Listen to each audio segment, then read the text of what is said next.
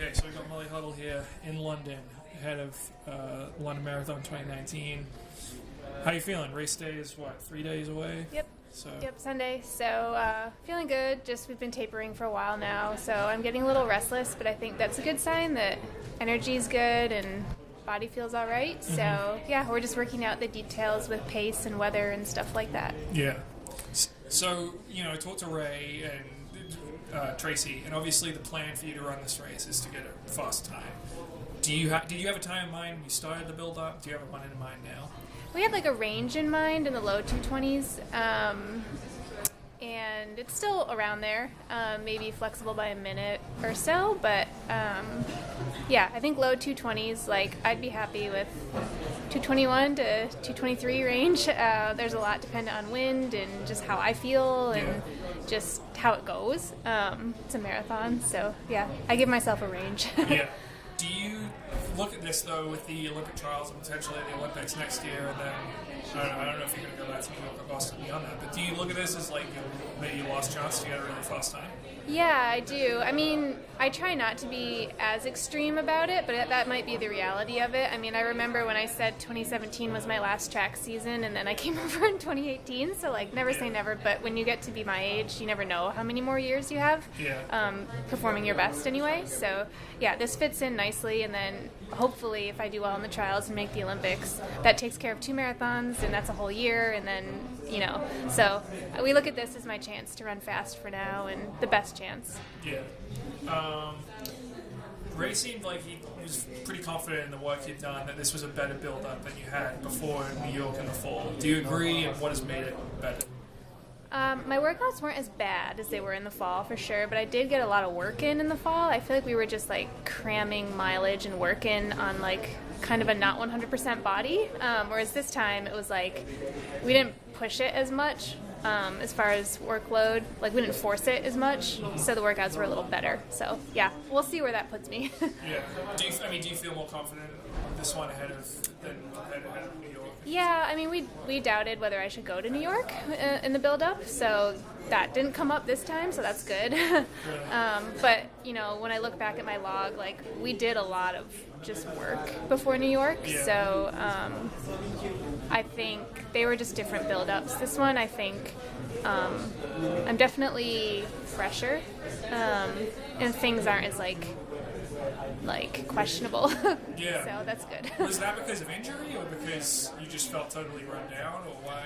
Yeah, we stayed at altitude for like 7 weeks in the New York build-up, which I think was maybe a little too long. So I was a little run down, and then I just had some imbalances from all the mileage that they just got to a point where like I was running really inefficiently and my workouts were just bad. But nothing was like injured per se. It just was bad. But usually we found out that when I taper, a lot of stuff will just go away. Yeah. So no issues this time around. There were a few little ones, but like nothing out of the ordinary. So yeah. But you didn't have to have like any sort of procedure or anything to correct it? No, I maybe missed like 3 workouts in the whole build-up, which like is typical for a build-up I found over the last 3. Like you always have something crop up, so yeah. And your race at Stanford seemed like it went pretty well. It got the Olympic standard, got the world standard.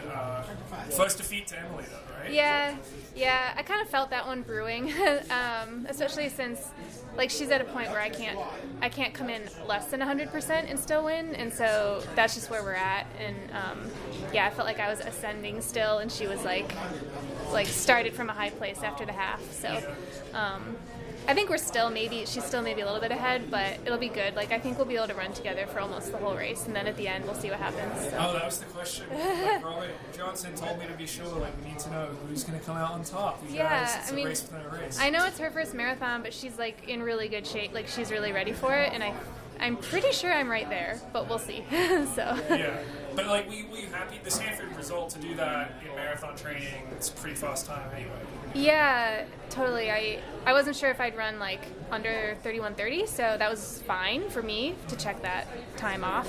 Obviously, I would have liked to finish better, especially because like that's my strength is like track finishing speed, but it just wasn't what I'd been doing in workouts, so I'm fine with it. Yeah. Did you give Emily any advice ahead of her first marathon?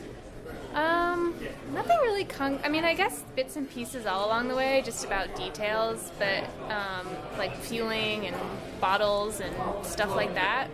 But yeah, nothing major other than like London is a pretty deep field, so we just can't get too carried away and just to be conservative. Yeah. I mean, do you view that almost as like two separate races? Because I think the number I heard was 68:30 for the first half for the elite women. You look at some of those PRs, they're really fast. Yeah, definitely it'll break up into two races. I think we'll pass people, but I don't know how much we'll be running with. Like, I hope our pack is bigger than the two of us, but at least we have each other. So it's definitely a trademark of London to go for that fast time, and there's a lot of carnage along the way. So, you really have to know where you're at and read your body, and you might need to make decisions early, like, do I let them go, and what can I do that day? So just keeping all that in mind. Yeah, well, I guess with the game plan for you guys, I think 71 minutes is around the time I heard you sort of shooting for the first half. I guess it depends on the weather, but would the plan just be sort of go out that pace and then see who you can pick off in the second half? Yeah, that's the plan right now. I'd be hesitant to go out faster than that. Like, I've never gone out that fast before. I think I've come home around 70 and change, but that's, it's just a different marathon. It's flat, it's fast, and that's going to be a good experience for both of us to have, I think. Just how do we handle that? Mm-hmm. What is it? Can you describe what's your relationship with Emily like? You've been training with her, or you've known her for a while now. Yeah, I've known her for a long time now. I mean, she came up through Providence College, and we've been training together, she's been coming down to Phoenix for 3 or 4 years now. So we run a lot together. We did a lot of training together in 2017, pretty much everything. This build-up, we haven't really done that much together other than mileage. So yeah, we're good training partners. We're pretty comfortable with each other. I definitely feel more like a mentor, which I'm not. That's my first, protege. I wouldn't call her that. She's earned a lot on her own, but I'm so much older than her. I think she looks to me for advice, and I'm not used to being in charge ever. So that's been a good learning experience for me. Yeah. How do you feel that relationship has changed? Has it changed, I guess, since you first knew her? Because I was talking to her earlier, and it's like, when I first came in, I really admired her. I just looked up to her as a pro, because I think she said you first met at Foot Locker or something. And she was running. Yeah, a long time ago. So, but now, you're equals, you're going, or close to equals, you guys are going into this, trying to do pretty much the same thing in this race. How has it changed, and was there a moment where you sort of viewed her differently? I mean, I viewed her as a teammate as soon as she graduated. I think maybe it took her a few years to be I'm a peer with you now. I definitely think she feels like that after the half and just getting really good training in this year and seeing how fast she can run. So I think we're more peer level now, but she, she's 26 now, I think, so it just comes with maturity. 27. 27. Yeah. So. Do you think there's a pecking order right now among American marathon women?